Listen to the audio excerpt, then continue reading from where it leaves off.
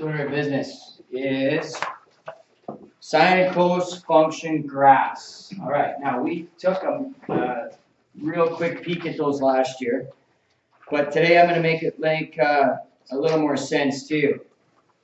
Okay, now you'll be able to use your graphing calculator for this to start with, but we should be able to graph a sine or a cos function graph without the calculator and be able to translate it. And that's what we're going to do in all of this chapter 5.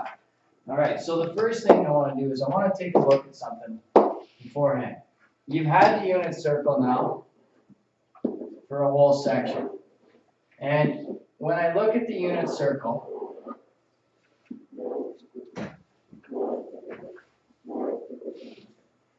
I'm going to just look at the first part of this. Okay, so starting right here, my coordinates are 0 and 1. No, my bad. My coordinates are 1 and 0. Okay? My coordinates up here are 0 and 1. And over here is minus 1 and 0, right? And down here is 0, negative 1. Okay? Now, if I wanted to graph the sine graph, I want to use the coordinates of all of the values going around the unit circle in order to graph it. And that's how we come up with it. Now I'm going to show you the easy way to do it after. But for right now, for a better understanding, is I want to show you how this actually looks. Okay, so what are our coordinates at pi over 6 or 30 degrees? Root 3 over 2, 1/2. Right, root 3 over 2 and 1/2. Okay? At 45 or pi over 4? Good. Okay, up here? 1/2 over 3 over 2. All right, great. Over here? Negative 1/2 over 3 over 2. That's right. Same values, except for that's negative. Negative root 2 over 2. Root 2 over 2, right? And then down here is negative root 3 over 2 and 1/2. Now, so we just finished testing on this, right? And we're already looking at it and saying, okay, wait, well we breezed through that pretty quickly. Okay? So, across the bottom here is your angle. Okay? Your values begin looking at the sine of the angle. So the sine is 0 degrees. What is the value of sine? What's the exact value of sine at 0 degrees? 3 over 2 and just 0. 0. Where is sine theta? Sine of 0 is right here. It's 0 degrees. This is 0 degrees right here, right? And then I go to 30 degrees right there. So at 0 degrees, what is my sine value? It's 0. At 30 degrees, what is it? Half. And then at 60 degrees, root 3 over 2. And then at 90 degrees, it's 1. Okay? Remember what I said to you. This is the sine ratio for that angle. Sine of 30, 1/2. Sine of 45, root 2 over 2. Sine of 60, root 3 over 2. Sine of 90, 1. Right? Those are the sine ratios of those angles. Those are the exact values of those angles. That's why we did this. So now as I'm graphing it, if this is, so this guy right here is 30 degrees, and then I've got I went to 60 degrees next, and then I got 90 degrees, all right? And then I go over here at 120, it's root 3 over 2, 150 is 1/2, and then it comes back down here. So what have I done? I've taken these values, and I've graphed them. And there's my sine graph. There's half of it. Now I do the same thing going through the bottom here.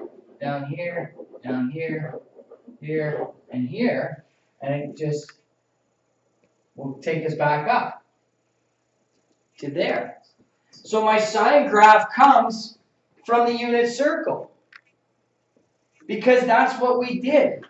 When we put 30 degrees and pi over 6 down, what we were saying is when I take the sine of it, I get a half. When I take the cos of it, I get root 3 over 2.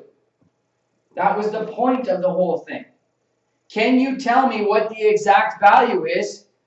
What is the ratio when I take the sine of 210 degrees? When I take the sine of 7 pi over 6? Well, it's down here. Well, what is that? Well, negative 1/2. That's why we did that. We can graph that all the way to here. Now, we had this conversation the other day. Because when you were solving and you found sine theta equals 2, it didn't work on your calculator, did it? Why did it not work on your calculator? The maximum sine ratio you can have is 1. The minimum sine ratio you can have is negative 1. Well, when we thought about it in terms of a triangle, the sine of the angle is always the opposite side over the hypotenuse. Well, if this is 90 degrees, we know that the hypotenuse has to be the largest side. Correct? So is there any possible way that when I take the length of this side and I divide it by the length of that side, I can get greater than 1? No, there's no possible way that can happen. Right? That's why the sine of 2 doesn't work. That's why the cos of 4 does not work. Because you can't have a ratio greater than 1. Because when you do right angle trig, the hypotenuse has to be the longest side. All right, so we did the sine graph. So let's do the exact same thing with the cos graph now. Except, I'm not going to put the little guys in. I'm only going to use my 5 key ones. 0, 90, 180, 270, and 360. So let's do that. Let's look what it looks like. At 0 degrees, what is my cos ratio? It's 1. So I actually start right here. At 90 degrees, what is my cos ratio? 0. At 270, or sorry, 180? Negative 1.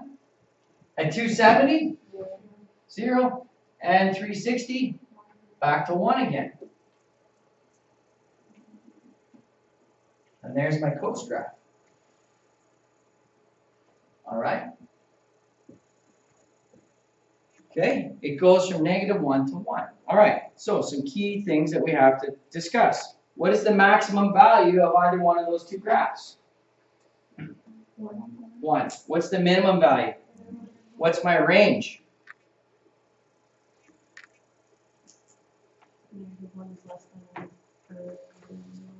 Keep going, you're right. Negative 1 is less than x. Not less than x. I asked you for the range. Why? Y It's less than 1. is less than or equal to. Yeah. Negative 1 is less than or equal to y is less than or equal to 1. Right? My range for either one of these graphs is negative 1 to 1. What's my domain for this graph? Yeah, it is. Goes forever. This is what we call a periodic function. A periodic function continues, but it also repeats itself. And how long it takes to repeat itself is called the period. We did look at this last year. How long does it take for this graph to repeat itself?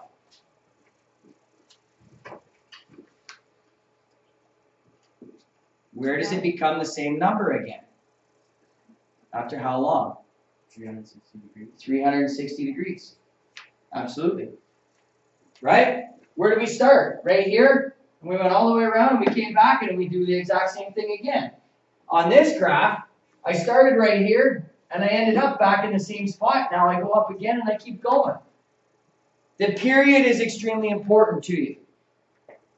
You need to know what the period is. So the period for a sine and cos graph as written is 2 pi radians or 360 degrees. Well, it should be simple because what did I do? I started to repeat myself after I went around the circle once. That's 360 degrees. Okay? What is the amplitude for this? Remember what the amplitude is of a graph? Okay, so what is the amplitude of this graph? 1. It's the maximum distance from the equilibrium position, the rest position. We talked about this in physics. Okay, it's the maximum distance from here to here. It's 1. That's your amplitude. Okay? The y-intercept, 0. The x-intercepts.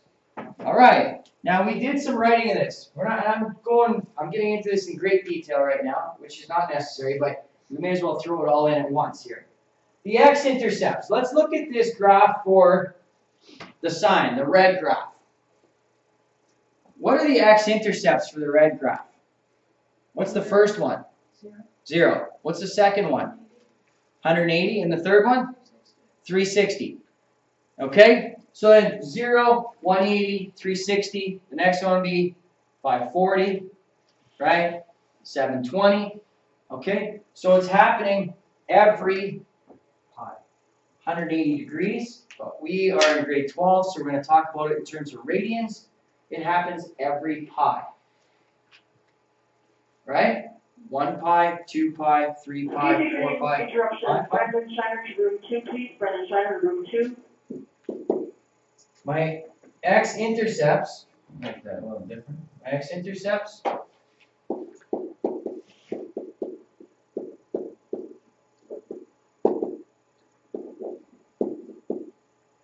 k pi, where k is an integer. K pi, where k is an integer. That's all my x-intercepts. What are my x-intercepts? And okay, and this, sorry, back to this. We did this last unit. We have to be better and more proficient at it now because we have to continue to write these up. Okay? When it asks you for all of them, that's what you're going to have to write. Okay? Just one more time here. So, what about the coast graph? Where are the x-intercepts for the coast graph? Start in degrees. Where are the x-intercepts in the coast graph? 90 and 270. 90 and 270. In radians, what is that? I would have it Pi over 2 and the other one. 3 pi over 2. Okay. So every pi over 2 value, right? Agreed? Okay, so to write that out, so move this down a bit. To write that out, then my x-intercepts for the other guy, I got k pi over 2, where k is an integer. Agreed? Is that right? Okay, so I said, what did I say? 1 pi over 2, 3 pi over 2, right? What was the next one? 5 pi over 2? 7 pi over 2? Okay? Everybody understand that? So is that the correct way to write it? You gotta get rid of the positive ones. Not positive. You're close. I know where you're going with this, but okay? It's not the right way to write it because what is 2 pi over 2? Is what? Pi. What's 0 pi over 2? 0. That's not an x-intercept though, is it? Neither one of those. So what am I talking about then? I don't want the even pi over 2's, right? I only want the odd pi over 2. So how do I show this as being an odd number? Well, my question to you is this: how do I make any number even? Anybody know the answer to that? What do you do to a number to make it? What do you got? If you can divide it by 2. Or not divide by 2. Yeah. So, but to make it even though. Multiplied by 2. To multiply it by 2. That's right. Okay, so that's guaranteed to make it even, right? So if I take a number and I times it by 2, it's going to become even. So then if I either add 1 or subtract 1 to it, it'll always be odd. So to write this one correctly, I go 2k plus 1. Okay? I want this to be an odd integer. How do I make it an odd integer? I times that value by 2 and then I add 1 to it. It's always going to be odd then. I get the odd integers of pi over 2's where k is an integer.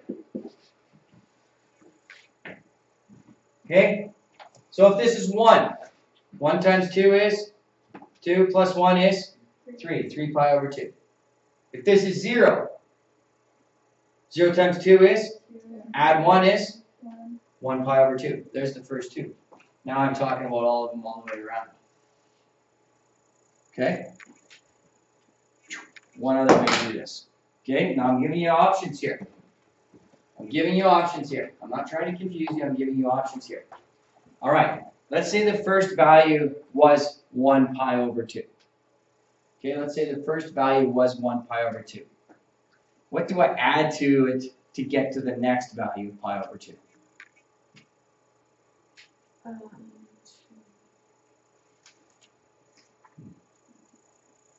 So what I'm asking you is, how do I go from this pi over 2 down to here? What do I add to it? Pi. Yeah, right? Isn't that right? This distance from here to here, is that not pi? 180 degrees? Right. So I could rewrite this as pi over 2 plus k pi, where k is an integer. Also acceptable. That's still telling me to do the same thing. To get to the next pi over 2, I'm going to add k pi to it. So 1 pi plus this is 3 pi over 2. 2 pi plus this, 5 pi over 2. Okay? So those are the acceptable ways to write your intercepts.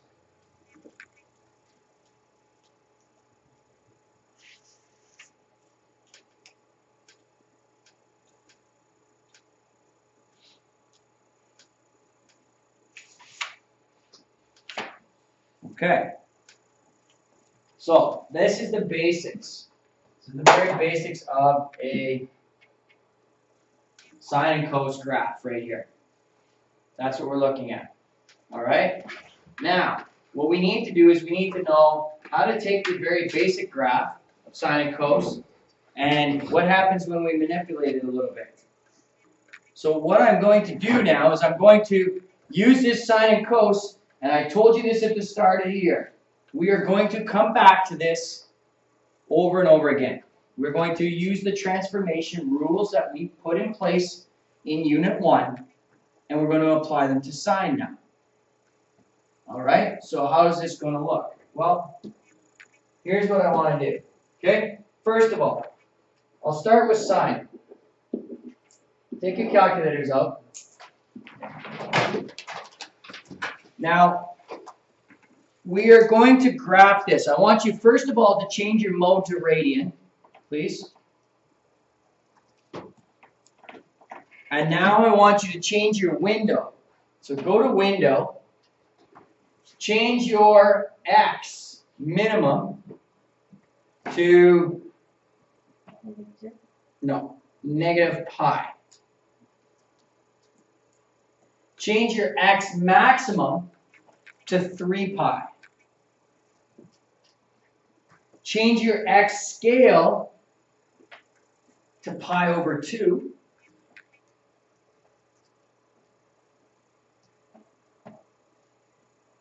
Change your y minimum to negative 5.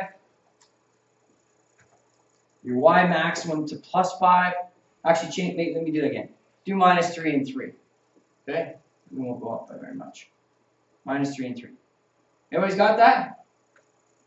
Okay? Y scale. Y scale can be 1. That's fine. Alright? Everybody's okay so far? Alright, now what I want you to do is I want you to graph y equals sine x. Y equals sine x.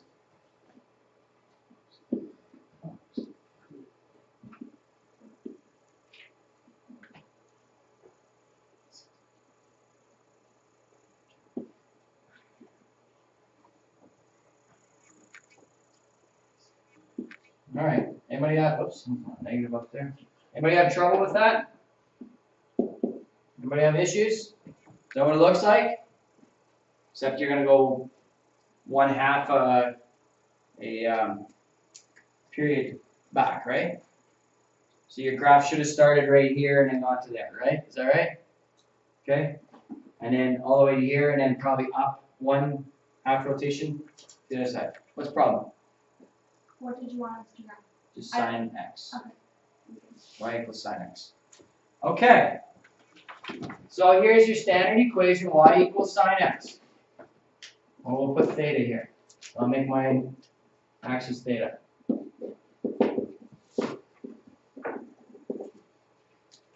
Not yet. Not yet.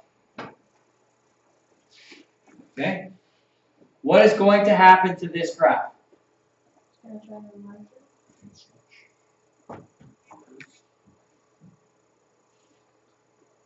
More specific. What's going to happen to this graph? And y values are gonna increase. By? They're doubling. They're doubling. So I'm going to increase the y values by a factor of 2. We agree or disagree with that? Okay? No different than what we did with parabolas, polynomials, right? Okay? This value here is going to change what? What's it changing? Y values. My y values, right? So my new graph is going to look like this now. Here, here, here, here. It's going to look like this. So what has changed on my graph? My y values, right? Okay, now we've got to use some more terminology a little bit. Okay, what is my amplitude of this graph now? My amplitude is now 2, right? Okay, distance from here to there, or distance from here to here. That's my amplitude, right? Okay, the other way to get that, get that amplitude, take this, add this, and divide by 2. It's the average of them. That is your amplitude. Fair enough? We okay so far? All right, so that is y equals 2 sine theta. All right? What happens here? Graph stands y by half. So what is my new range of this graph? Are you wanting it to take from this first? I want the range of this graph. What do you got? Which one? Range of the second one. What is the range of the second graph? I have is less than twice less than or equal to negative. No. What do we do? What is the rule of thumb for finding range? You start where? Lowest. Your lowest value. What is my lowest value going to be on this graph? What is it? Okay, graph this on your calculator right now. 0.5 sine theta.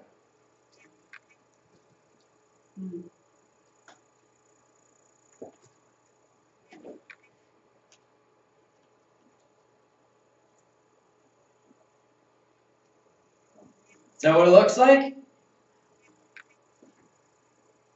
So what is my lowest y value?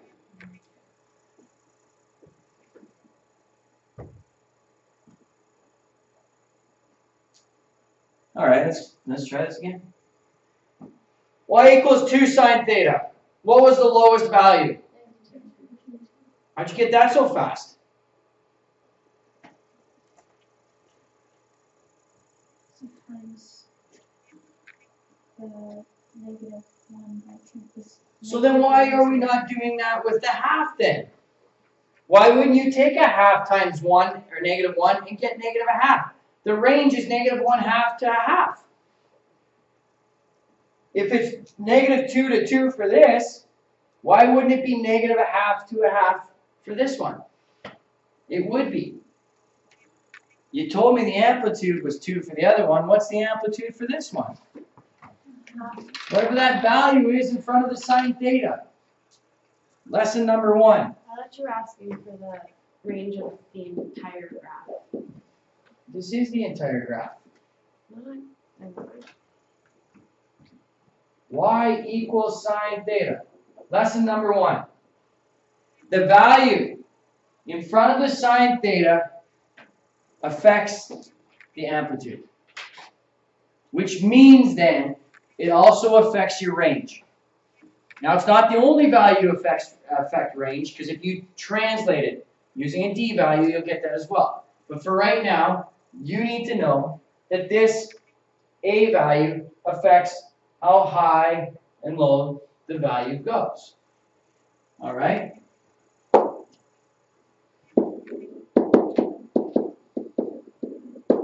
What's the amplitude? 5. So what's the range? -5 to 5.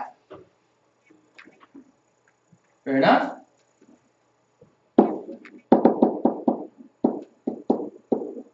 Amplitude? 1/3. Range? -1/3 to 1/3. You get this now? Okay? We okay with the amplitude? Alright? Does not change for this guy. The amplitude is still 5. Which means my range is -5 to 5 for this. With nothing else in the equation, that's what it is. Doesn't matter if it's sine or cos. The only difference is, instead of cos starting here, it starts at your maximum value and works its way back up to the maximum value. Alright? Okay so far? Tired heads, this is important stuff. You better get it now, or else it's going to be a long unit for you.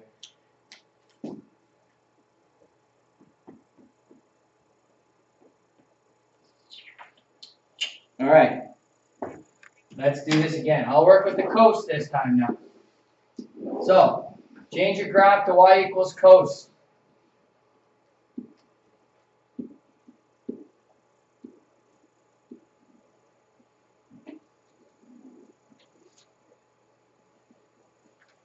Again, same rules apply. Alright, so there's y equals cos x. What is the range for y equals cos theta? -1 to 1. Straightforward, right?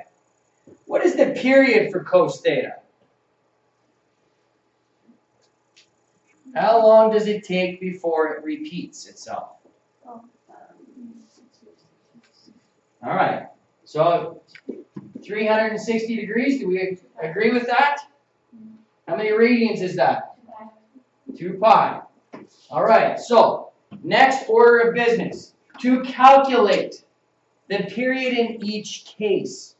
Alright, the period is found by taking 360 degrees over my b value, or 2 pi over my b. Okay, so I'm going to make sense of that right away here. Now thinking back to the stuff that we have done before, where was the b value found? Where was it? Very good, Emily. Right beside the theta or the x value. Okay? So that's super important to know. Because y equals cos 2 theta. Alright? Y equals cos 2 theta. What is that graph going to look like?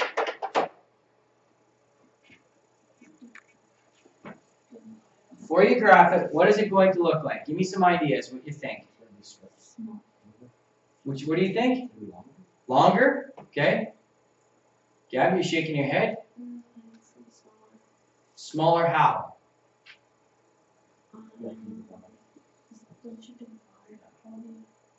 X value by 2. Okay, so if I divide all the x values by 2. Yeah, it should be tighter. So where is it going to end? Where is the max? Where is it going to repeat itself? Where is it? 180. Graph that below. Graph that as y2 on your calculator. Leave the cos theta there and graph it. Okay?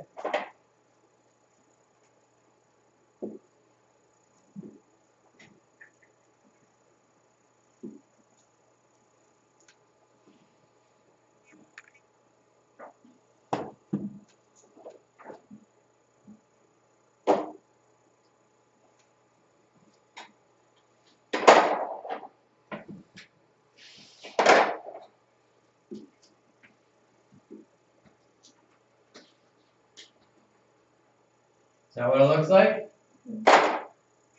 Did it repeat at pi radians? Did it repeat at 180 degrees? Yeah. Because I did what to the actual graph? Divided all my x values by 2. Okay?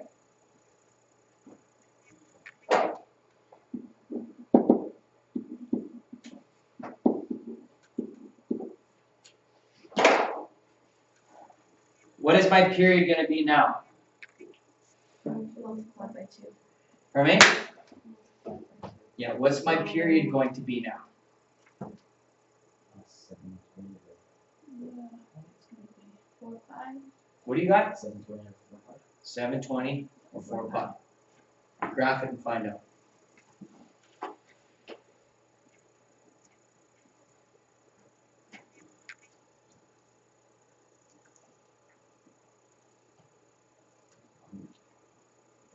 Yeah?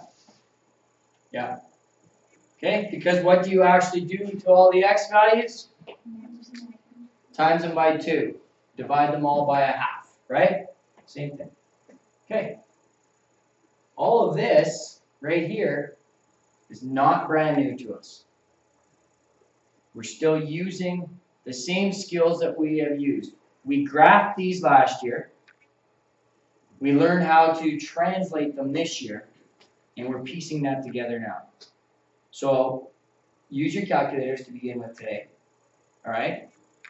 And then we need to be able to do these without calculators. Okay? The exam will be Exam, you'll get one, no, in the exam, you will get, how will it work? You'll get a question, you'll get a problem. To do with this, that's going to require the calculator, okay? And then you will be asked to graph by translating without the calculator. So you'll get one in each section, okay? And then problems are like, they're almost always, well, because of the lack of creativity, it'll be tides, okay? Because a tide goes like this, right? Okay? Or it'll be a Ferris wheel. And that's because it's a circle. Okay? Or a wheel on a bike. That's what they'll do. And they'll say, so you'll graph it, and you'll graph it out of its position. So it might look like this. I always graph, and we'll see this. So I graph it like this first. I always graph. Let's say we're talking a sine graph. I graph it like that. This is my imaginary line, which should be the axis, and then I just draw it in the axis wherever it lines up to. So that's what the graph would look like. Okay, because it only asks you to graph one period, and then it'll ask you to solve questions based on it. Okay, but this is with a shift left and right and a shift up and down as well. Okay, that's what the question's going to look like on the test. Okay, clear that screen. So, okay, so today you're working on that lesson 1. You need to bang this out and do a good job of it. All right, because we're going to get tomorrow. So today is just oops.